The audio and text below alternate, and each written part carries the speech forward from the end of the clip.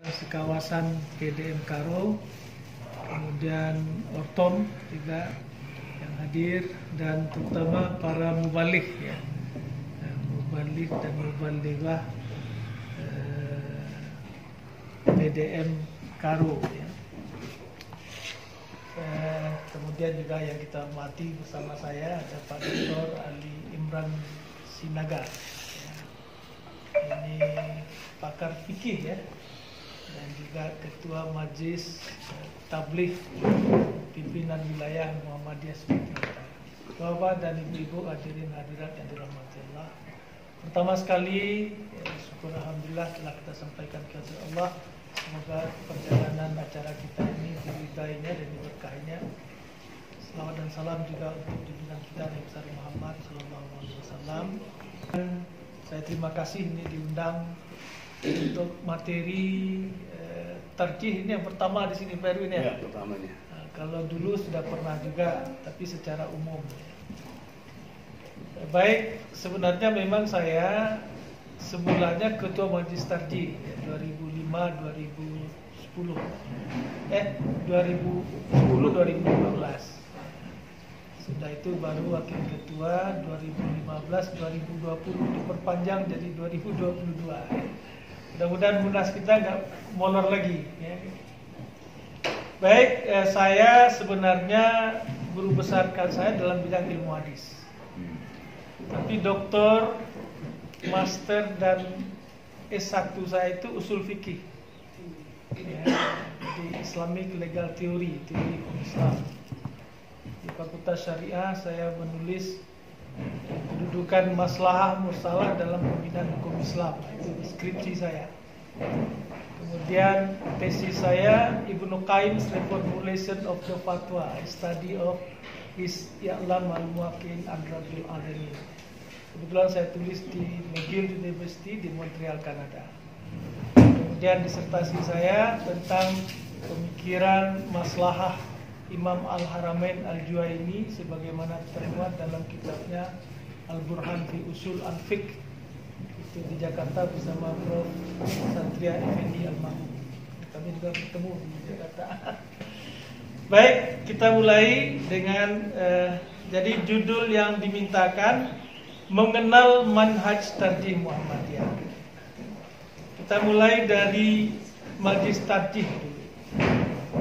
Bapak dan Ibu, kedudukan dan tugas Majelis Tarjih ya, di Muhammadiyah itu adalah majelis itu pembantu pimpinan perserikatan.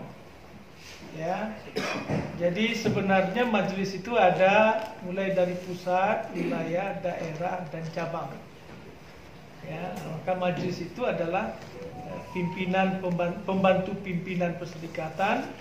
Nah, untuk Majelis Tarjih itu dalam memberikan bimbingan keagamaan, kemudian pemikiran di kalangan umat Islam Indonesia pada umumnya dan warga perserikatan Muhammadiyah khususnya. Ini kedudukan dari Majelis Tarjih dalam perserikatan Muhammadiyah. Dia adalah pembantu pimpinan perserikatan. Kalau ketua PDM nanti ada Majelis Tarjihnya. Jadi Majelis Tarjih itu membantu dalam bidang bimbingan keagamaan, kemudian pemikiran di kalangan umat Islam, khususnya Perserikatan Muhammadiyah. Nah, menurut Amin Abdullah, ya, ini Ketua Majelis Tarjih dan Tajdid PP Muhammadiyah sebelum Prof. Samsul Anwar. Prof. Samsul Anwar ini sudah 4 periode, sudah 20 tahun dia Ketua Majelis Tarjih. Sebelumnya adalah Pak Amin Abdullah. Ya, sesudah dia Ketua Majelis Tarjih, dia jadi Rektor UIN Sunan Kalijaga. Nah, digantikan oleh Pak Samsul Anwar yang sampai saat ini. Jadi kata beliau, Majelis Tarjih itu memiliki 2 dimensi wilayah keagamaan. Ya. Pertama, wilayah tuntunan keagamaan yang bersifat praktis, ya, terutama masalah ibadah mahdah.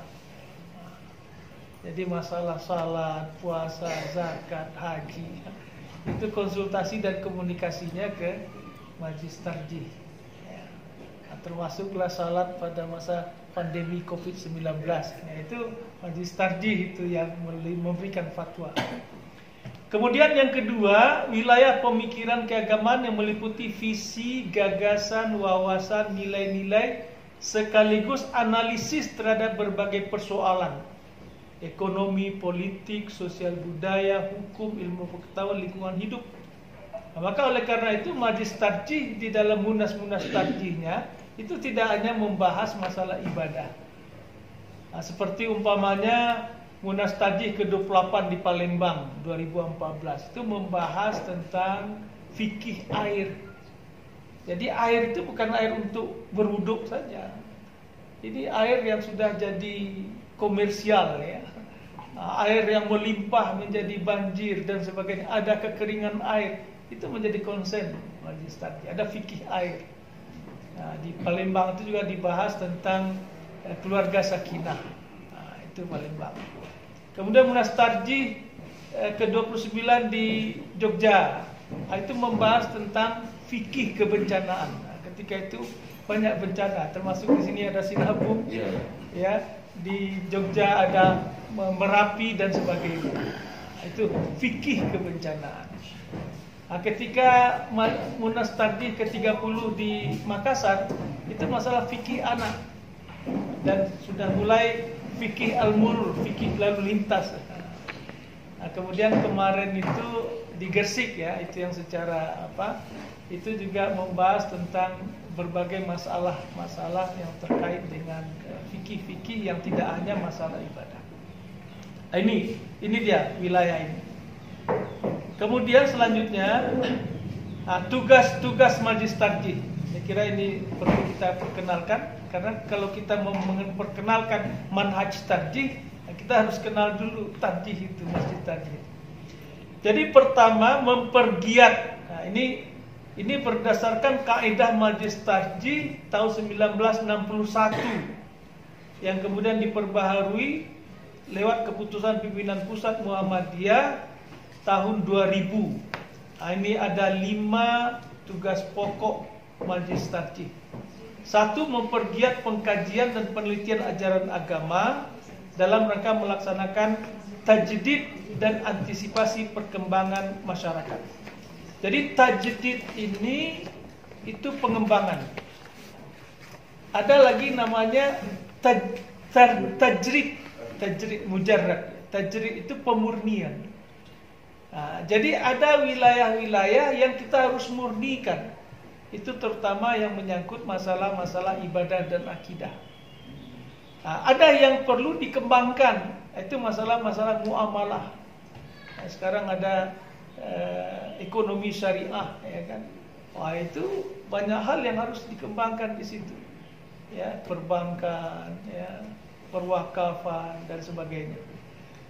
Kemudian yang kedua, menyampaikan fatwa dan pertimbangan kepada pimpinan perserikatan guna menentukan kebijaksanaan dalam menjalankan kepemimpinan serta membimbing umat, khususnya anggota dan keluarga Muhammadiyah. Ini fatwa dan pertimbangan guna menentukan kebijaksanaan, terutama masalah COVID yang kita dengar sekali ya. Itu perlu itu. Bagaimana pelaksanaan salat dalam masa COVID, itu lahir fatwa-fatwa yang diterbitkan oleh Majlis Tarjih yang itu sudah disebarkan oleh pimpinan pusat. Kemudian yang ketiga, mendampingi dan membantu pimpinan perserikatan dalam membimbing anggota melaksanakan ajaran Islam. Jadi pelaksanaan ajaran Islam terhadap anggota perserikatan, itu pimpinan perserikatan didampingi oleh Majlis Tarjih. Kemudian membantu pimpinan perserikatan dalam mempersiapkan dan meningkatkan kualitas ulama. Ini dia, ulama-ulama yang akan menyampaikan ajaran-ajaran agama. Nanti Majlis Tabligh yang akan lebih operasional nanti, ya kan? Jadi Majlis Tarjih dengan Majlis Tabligh ini harus sejalan ini. Ya, pembinaannya internal ke dalam itu Majlis Tarjih, nanti penyampaiannya keluar itu Majlis Tabligh. Jadi pas sekali ini Pak Erwin membuat duet ini ya, Majlis Tarjih dengan Tabligh ini. Kemudian yang kelima, mengarahkan perbedaan pendapat, paham dalam bidang keagamaan ke arah yang lebih maslahat. Nah, ini tadi. Ya, kadang-kadang di lapangan itu bisa terjadi variasi pendapat. Ya, variasi bukan variasi saja, bisa pertentangan pendapat, ya, pertentangan pemikiran. Nah, maka solusinya bisa ditemukan di Majelis Tarjih. Ya. Nah, jadi kita Majelis Tarjih ini Bapak dan Ibu ketika Rakernas pada tahun 2013 atau 14 itu di Purwokerto itu sudah diingatkan Majelis Tarjih itu harus ada mulai dari pusat, wilayah, daerah dan bahkan cabang. Nah, hanya saja SDM kita di cabang ini yang masih belum memadai. Seharusnya sampai di cabang. Jadi mengarahkan perbedaan pendapat. Jadi kalau ada perbedaan pendapat dan sebagainya itu dibahas di Majelis Tarjih. Di Majelis Tarjih inilah menjadi lembaga konflik, lembaga penyelesaian konflik, ya, di internal Muhammadiyah terutama dalam bidang paham dan pendapat keagamaan. Nah, ini berdasarkan kaidah Majelis Tarjih 1961 yang diperbaharui pada tahun 2000. Nah, sekarang kita masuk kepada ini cikal bakal manhaj, ya. Ada yang namanya mabadi khamsah, masalah 5, ya, sumber yang 5. Sikap dasar Muhammadiyah dalam persoalan agama itu secara umum ada 5, ya. Ini sebenarnya dirumuskan pada tahun 1954-1955 dalam muktamar khusus Majelis Tarjih Jogja. Ini mabadi khamsah yang 5 itu dirumuskan di tahun 1954 sampai 1955 itu. Awal 19. Jadi hampir 2 tahun, ya, dalam muktamar khusus Majelis Tarjih di Jogja. Nah, pertama, pengertian agama Islam atau ad-din. Apa itu? Apa yang diturunkan Allah dalam Al-Quran dan yang tersebut dalam sunnah as-sahihah. Mula-mula kita mengenal as-sunnah sahihah. Pada tahun 2000 istilahnya berubah menjadi as-sunnah al-maqbulah. Apa bedanya? Kalau as-sunnah as-sahihah hanya hadis-hadis sahih saja. Padahal hadis hasan itu masih bisa dijadikan sebagai dalil. Nah, maka ketika tahun 2000 Munas Tarjih di Jakarta itu dirubah menjadi as-sunnah al-maqbulah, sehingga dimasukkanlah dalil-dalil hadis-hadis hasan di situ. Ya, seperti umpamanya begini Bapak dan Ibu. Ketika kita salat, ketika mengakhiri salat, salam itu. Kalau Bukhari Muslim itu assalamualaikum warahmatullahi. Assalamualaikum warahmatullahi.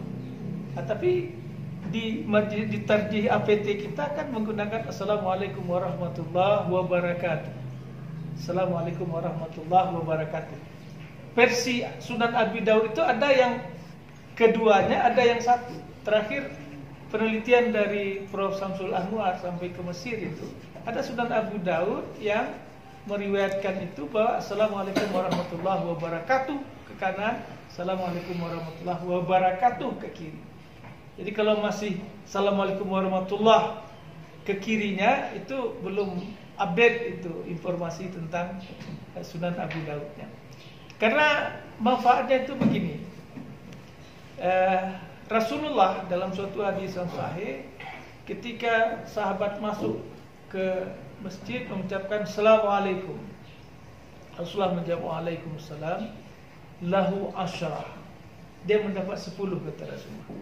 Datang yang kedua mengucapkan assalamualaikum warahmatullahi, waalaikumsalam warahmatullahi, lahu ishruna, dia dapat 20 kata Rasulullah. Nah, maka yang ketiga datang assalamualaikum warahmatullahi wabarakatuh, Rasulullah mengatakan lahu salasuna, dia akan mendapatkan 30 kebaikan. Nah, tentu kita ingin fastabiqul khairat, ya, mana yang lebih baik, ya kan? Nah, jadi mengucapkan salam pun juga kita mengikuti hadis Abu Daud. Kalau Bukhari Muslim cukup assalamualaikum warahmatullahi, assalamualaikum warahmatullahi. Tapi kita di Muhammadiyah memilih as-sunnah al-maqbulah. Nah, kemudian berikutnya pengertian dunia. Yang dimaksud dengan dunia adalah Ini ada hadis Nabi, antum a'lamu bi umuri dunyakum. Ya. Jadi segala sesuatu yang tidak menjadi tugas diutusnya Nabi SAW, ya, tapi tidak boleh bertentangan dengan ajaran Allah dan Nabinya. Jadi sesuatu yang silakan, ya, ketika Nabi di Madinah, ya, para petani kurma itu kan sudah familiar dengan bagaimana mengembangkan kurma itu. Nabi dari Mekah, seorang pedagang yang bukan petani. Ketika dilihat, ngapain lah itu dikawinkan, cukup aja kumbang atau apa. Rasulullah karena didengar oleh para sahabat, ya sudah dibiarkan. Tahu-tahu panen berkurang. Jadi kemudian mereka datang, ya Rasulullah, gimana ini? Jadilah Rasulullah katakan, antum a'lamu bi umuri dunyakum. Jadi artinya dalam persoalan duniawi silakan kita dinamis. Jadi itu tajdid, pembaharuan. Silakan kita menyesuaikan. Maka Kiai Haji Ahmad Dahlan itu dalam metode pendidikan itu dia mengadopsi yang dilihatnya bagus dari Belanda, sistem klasikal, bukan sistem sorongan, bukan itu. Sehingga dengan demikian bisa lebih efektif. Dan memang ternyata sampai sekarang kita melihat dalam dunia pendidikan, ya, Ormas Muhammadiyah itu ya terdepan, ya kan. Baik, berikutnya al-ibadah. Al-ibadah itu bertakarrub kepada Allah dengan cara mentaati segala perintahnya, menjauhi larangannya, dan mengamalkan segala yang diizinkan Allah. Ibadah itu ada dua, ada yang khas, ada yang umum, ya. Yang khas itulah ibadah mahdah, yang tata caranya itu harus sesuai. Jadi dalam kaidah usul fikih disebutkan al-aslu fil ibadah at-tauqifu wal ittiba. Hukum dasar dalam pelaksanaan ibadah adalah menunggu perintah. Jadi kalau nggak ada perintah jangan lakukan. Nah, sesudah ada perintah wal ittiba, kita harus contoh bagaimana caranya. Jadi kita tidak boleh kreatif dan inovatif dalam ibadah, ya. Maka Rasulullah mengatakan dalam hadis diriwayatkan oleh Imam Muslim, man amila amalan laisa alaihi amruna fahuwa raddun. Orang yang melakukan amal, khususnya ibadah, tidak menurut ketentuan dan prosedur kami. Kalau sekarang sebut SOP, ya, tidak sesuai dengan SOP yang dirumuskan oleh fahuwa raddun, ay mardud, ditolak. Kemudian fisabilillah, yaitu menyampaikan perbuatan seseorang kepada jalan Allah berupa segala amal diizinkan Allah untuk memuliakan kalimat Allah. Jadi fisabilillah ini itu bisa lebih luas, ya. Tidak hanya dalam bidang ibadah, dalam bidang muamalah, atau dalam bidang yang sifatnya hal-hal yang diridai oleh Allah. Apa yang diridai oleh Allah? Ya, sesuatu yang baik, sesuatu yang bersifat kemakmuran. Dalam Al-Quran itu, wa ahsin kama ahsanallahu ilaik wa la tabghil fasada fil ard innallaha la yuhibbul mufsidin, ya. Al-Qasas 77 itu. Jadi berbuat baik. Dalam ayat lain, ya, wa ansha'akum minal ard wastamarakum fiha. Allah yang menciptakanmu dari bumi dan ditugaskan untuk memakmurkan bumi. Dalam rangka mendapatkan ridha Allah. Kemudian kias, ini belum dijelaskan secara rinci pada masa pembahasan tahun, ya, 55 itu. Tapi nanti kita akan lihat pembahasannya secara resmi. Kita masuk ke pokok-pokok manhaj tarjih, ya. Oke. Ini Bapak dan Ibu ditetapkan pada tahun 1986, ya. Setelah Muktamar Muhammadiyah ke-41 di Solo. Ada 16 pokok-pokok manhaj tarjih Muhammadiyah. Yang pertama di dalam beristidlal. Istidlal itu menggunakan dalil, ya. Dasar utamanya adalah Al-Quran dan As-Sunnah As-Sahihah. Pada tahun 86 masih menggunakan As-Sunnah As-Sahihah. Tapi berdasarkan Munas Tarjih ke-25, ya, tahun 2000 itu sudah dirubah menjadi As-Sunnah Al-Maqbulah. Nah, kemudian itu dasar sumber kita.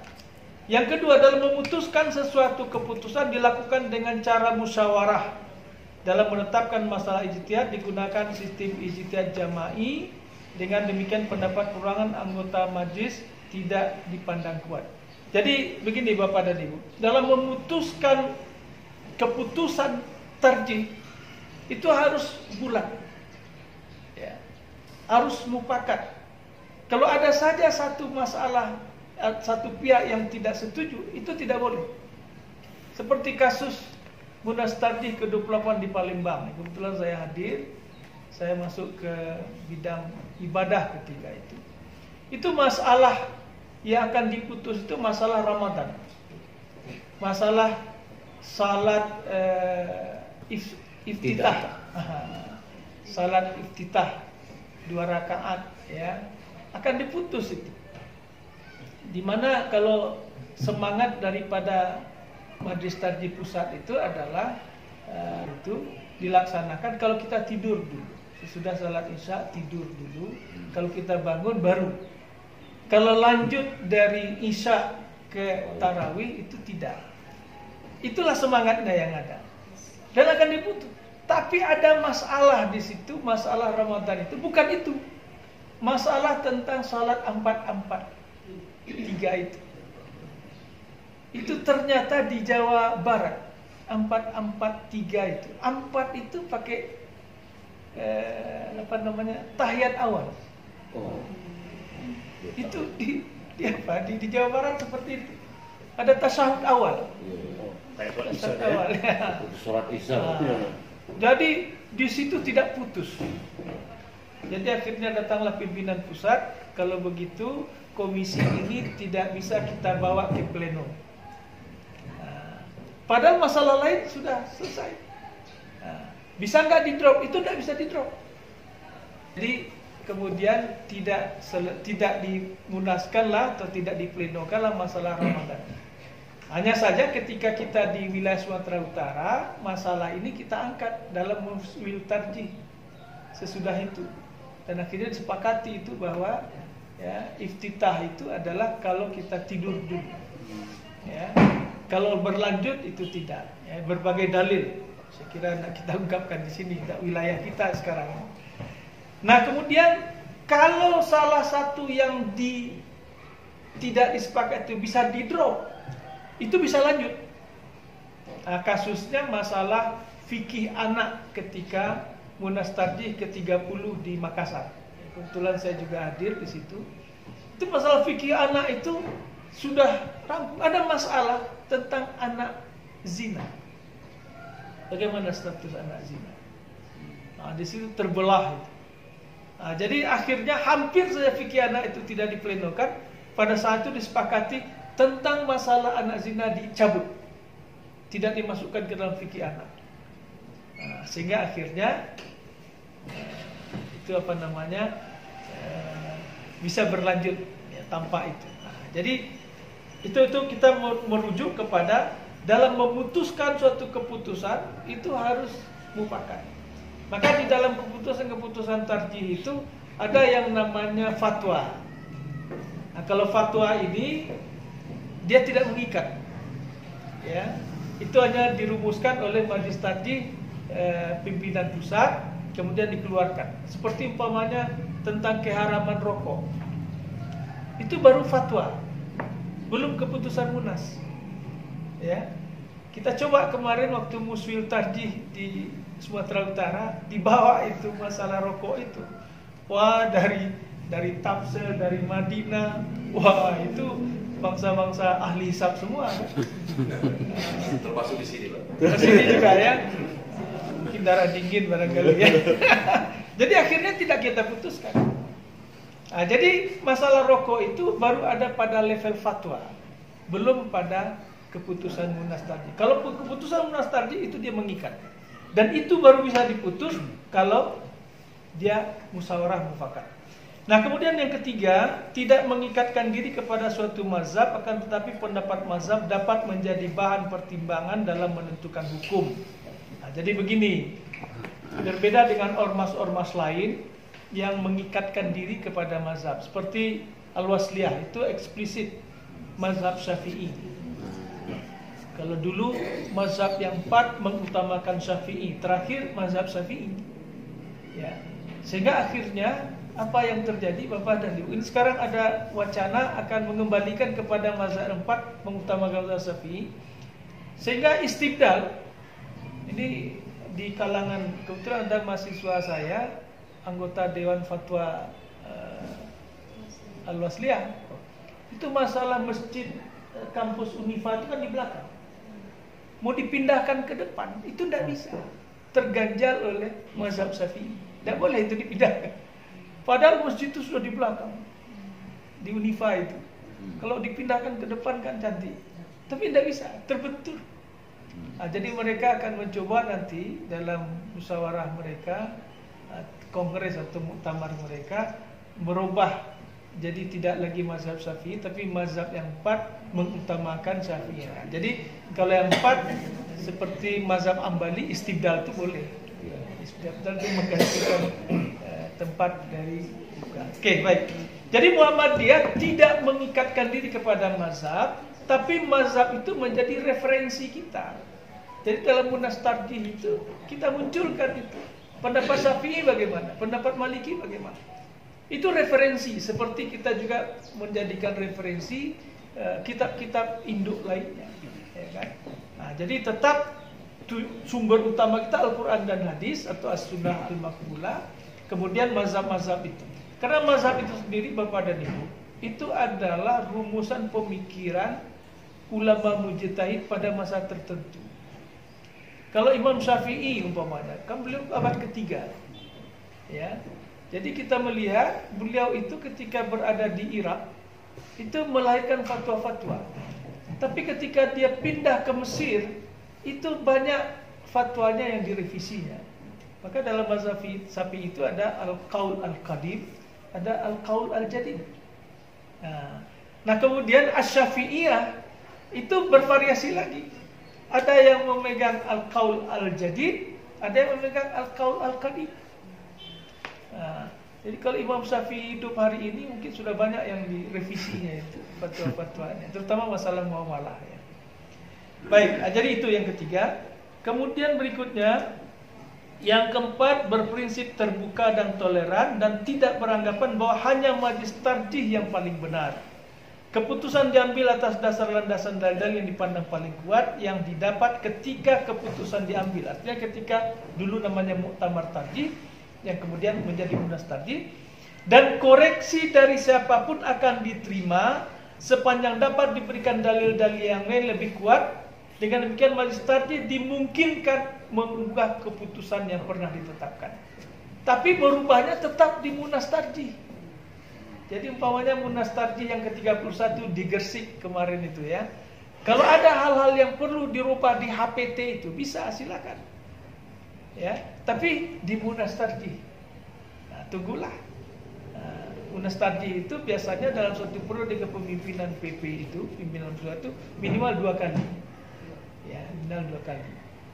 Oke, baik. Kemudian di dalam masalah akidah, tauhid hanya menggunakan dalil mutawatir. Keputusan Muktamar Muhammadiyah ke-17 di Solo tahun 1999. Namun rumusan di atas perlu ditinjau ulang karena mempunyai dampak yang sangat besar pada keyakinan sebagian besar Islam, khususnya pada warga Muhammadiyah. Ini barangkali kita akan lihat lagi. Karena ada dalil-dalil yang mungkin tidak sampai kepada tingkat mutawatir yang memang harus ya, mutawatir itu kan terbatas jumlahnya. Ya, jumlahnya terbatas. Nah, sementara kita berpegang teguh kepada Al-Quran dan As-Sunnah Al-Maqbulah. Ya, minimal yang sahih. Kemudian berikutnya tidak menolak ijma' sahabat sebagai dasar suatu keputusan. Dan kemudian selanjutnya kita cepat saja. Dari dalil yang nampak mengandung ta'arud digunakan cara al-jam'u wa taufiq. Dan kalau tidak dapat baru lakukan tarjih. Nah, jadi Bapak dan Ibu, sering sekali variasi pendapat itu kalau bisa dikompromikan. Jadi namanya kalau dalam ilmu fikih itu atau usul fikih ta'arud al-adillah, pertentangan dalil. Ya. Atau dalam ilmu hadis disebut dengan ilmu mukhtalifil hadis. Ya. Nah, bisa saja itu terjadi. Nah, maka harus dikompromikan al-jam'u wa taufiq. Ya, seperti umpamanya Ini yang sudah jelas ya. Kita dilarang melakukan hubungan suami istri di bulan Ramadan. Dan di sisi lain dibolehkan.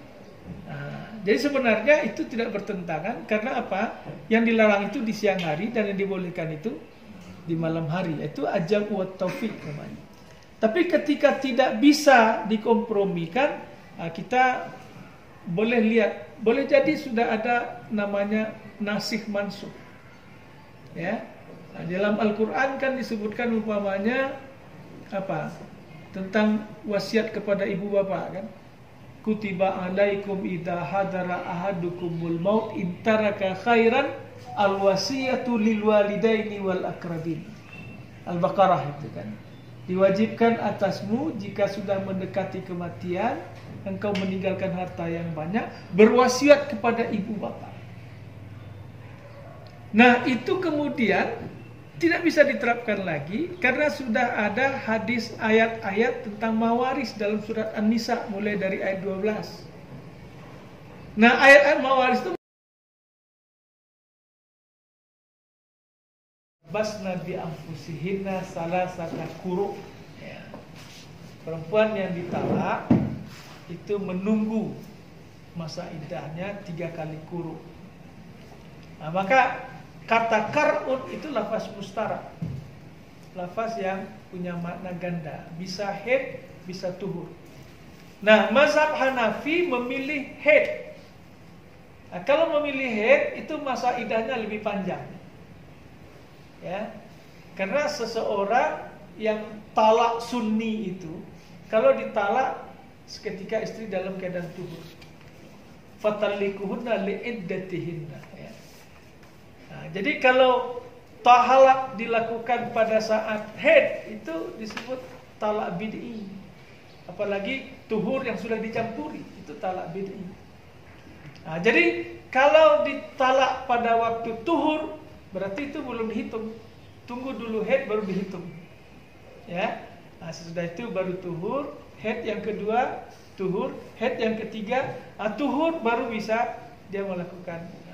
Tapi kalau Imam Syafi'i memilih tuhur. Nah, tuhur itu lebih singkat masa iddahnya. Nah, itu pilihan. Kemudian lafaz mustarak itu juga bisa bermakna begini. Lafaz-lafaz yang mutasyabihat. Nah, jadi umpamanya kata yadun. Yadun itu makna al-qarib, makna yang dekat itu kan ini. Yang ada jarinya, telapak tangannya, pergelangannya. Ya, ini yadun. Tapi ketika yadun itu dihubungkan dengan Allah, yadullah fauqa aydihim, maka ulama khalaf al-mutaakhirin, ya, sesudah sahabat itu berpendapat harus ditakwil. Ya. Karena kalau kita artikan tangan itu gambarannya seperti ini, akan terjadi yang disebut dengan mumasalatuhu lil hawadis, penyamaan Allah dengan makhluk yang baharu itu mustahil. Ya, laisa kamitslihi syai'un wa lam yakul lahu kufuwan ahad. Maka ditakwil. Nah, jadi tangan yadun itu dari makna al-qarib ini dia atau al-makna az-zahir dipindahkan kepada al-makna al-khafi yang tersembunyi atau al-ba'id. Apa itu? Al-qudrah. Jadi kudrah itu kekuasaan. Tapi bisa juga diterima paham sahabat. Ya. Ulama salaf, bukan salafi ya. Salaf itu generasi sahabat. Itu memahami lafaz-lafaz itu tidak boleh ditakwil. Ya. Tangan, ya tangan. Tapi tidak sama seperti tangan kita. Bagaimana? Allah yang tahu. Nah, jadi jangan digambarkan tangan itu ada jarinya, ada kukunya. Nah, tidak ditakwil. Oke. Kemudian yang terakhir dalam memahami nas, makna zahir didahulukan dari takwil dalam bidang akidah. Ya. Kalau bisa makna zahirnya tidak ada masalah, ya. Tapi kalau bermasalah baru kita takwil.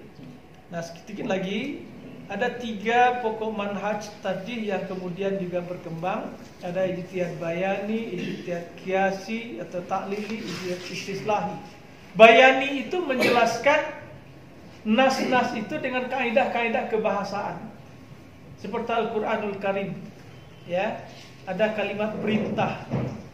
Ya, amar, al-aslu fil amar lil wujub. Ada perintah larangan, al-aslu fin nahi lit tahrim. Nah, itu memahami teks-teks atau nas-nas itu dengan pendekatan tafsir, ya, itu namanya pendekatan bayani. Kiasi ta'lili itu kias. Ya, analogi. Kemudian istislah ini pendekatan secara khusus berdasarkan kemaslahatan. Nah, yang terakhir ini Bapak dan Ibu, istislah ini itulah yang digunakan terutama dalam menghadapi masalah-masalah yang muncul pada saat COVID-19 dalam tata cara beribadah. Jadi sebenarnya bahannya sudah saya kirim ke Pak Ketua. Ini bisa dilihat. Nah, yang terakhir contohnya itu ya, istislahi. Oke, inilah edaran PP tentang tuntunan ibadah dalam kondisi darurat itu contoh metode istislahi. Nah, ini ada 11. Baik, saya kira demikian pengantar. Mudah-mudahan ini bisa jadi bahan bagi kita diskusi. Saya akhiri. Assalamualaikum warahmatullahi wabarakatuh. Waalaikumsalam. Terima kasih Pak Profesor Dr. Haji Nawir Yuslim yang telah memaparkan tentang masalah manhaj tarjih Muhammadiyah. Saya yakin bahwa sudah ada pertambahan pemahaman kita tentang manhaj tarjih Muhammadiyah ini. Jadi kalau ditanya misalnya perbedaan kita dengan Ormas NU atau Al-Wasliyah tentang paham agama, maka kita sudah bisa memberikan jawabannya ya, apa bedanya, kira-kira begitu.